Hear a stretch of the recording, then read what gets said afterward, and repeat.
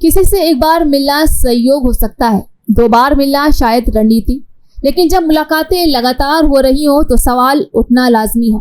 आज देश की राजनीति में एक ऐसी ही चुपचाप चल रही कूटनीति पर सबकी निगाहें टिक गई हैं। जब राहुल गांधी के दूत लगातार चंद्रबाबू नायडू से मिलते पाए जा रहे हैं। इन मुलाकातों में न कोई प्रेस रिलीज, न कोई सार्वजनिक बयान, सिर्फ खबरें आती हैं कि कांग्रेस के प्रतिनिधि कभी संगठन से जुड़े, कभी रणनीतिकार आंध्र प्रदेश के पूर्व मुख्यमंत्री और एनडीए के नए मुखर सहयोगी नायडू से मिल रहे हैं। आखिर इन बैठकों में क्या हो रहा है? जी हाँ, क्या ये कोई गठबंधन की संभावना है या ये सिर्फ उस मौसम विज्ञान का हिस्सा है जिसे भारत की रणनीति में समय रहते लाइन पकड़ने की कला कहा जाता है? चंद्रबाबू नायडू अभी एनडीए में हैं और मजबूती से हैं। उनकी पार्टी टीडीपी को आंध्र प्रदेश में जबरदस्त जनादेश मिला है और केंद्र में भी उन्होंने एनडीए सरकार को समर्थन दिया है। लेकिन राजनीति सिर्फ समर्थन से नहीं चलती, उसमें संदेश, संकेत और संभावनाएं भी अहम होती हैं। राहुल गांधी की ओर से कोई प्रत्यक्ष बयान नहीं आता, लेकिन कांग्रेस का ये रुख वे विपक्षी एकता को बनाए रखना चाहते हैं, बार बार दोहराया गया है। ऐसे में सवाल और भी प्रासंगिक हो जाता है, क्या ये मुलाकातें इंडिया गठबंधन को फिर से संजीवनी देने की कोशिश में है या फिर कांग्रेस को ये एहसास हो गया है कि बिना दक्षिण भारत में मजबूत सहयोगियों की 2029 की कोई कल्पना नहीं की जा सकती।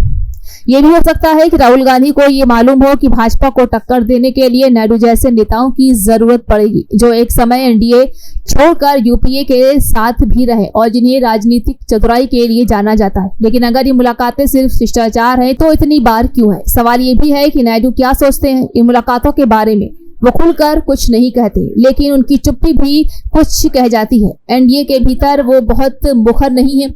वे ना तो मोदी सरकार के हर फैसले पर तालियां बजाते हैं और ना ही पूरी अलग सुर अपनाते हैं। ये संतुलन ही आज का सबसे बड़ा राजनीतिक संदेश है। क्या कांग्रेस इस संतुलन को तोड़ना चाहती है? क्या उन्हें आभास हो गया है कि मौजूदा एनडीए गठबंधन में कुछ दरारें हैं जिनमें से बदलाव की किरण फूट सकती है? फिर ये सिर्फ 2029 की तैयारियों का हिस्सा है। अब इसे जमीन तैयारी की जा रही ताकि समय आने पर सही कदम उठाया जा सके। इन सबके बीच जनता क्या देख रही है? एक पार्टी जो पिछले चुनाव में पूरी तरह हारी और विपक्ष में भी अकेली पड़ती दिख रही है। वहीं दूसरी ओर एक क्षेत्रीय नेता जिसकी पकड़ अपने राज्य में मजबूत है, लेकिन केंद्र की राजनीति में उनका संतुलन बहुत नाजुक है। तो क्या ये मुलाकातें एक नए समीकरण की शुरुआत है या फिर राजनीति की वही पुरानी रणनीति? बात करो, दरवाजा खुला रखो और वक्त आने पर दिशा बदलो। जो भी हो, लोकतंत्र में सबसे जरूरी चीज पारदर्शिता है। जब रणनीतियां पर्दे के पीछे तय होने लगती हैं तो जनता सिर्फ अनुमान लगा सकती है और अनुमान से ज्यादा खतरनाक चीज रणनीति में कुछ नहीं होती। राहुल गांधी के दूत किस संदेश के साथ नायडू से मिलते हैं और नायडू उन्हें किस अंदाज में सुनते हैं, ये कहानी अगले कुछ महीनों में और साफ हो जाएगी। फिलहाल देश ये पूछ रहा है, क्या ये सिर्फ संवाद है या विपक्ष की नई चाल?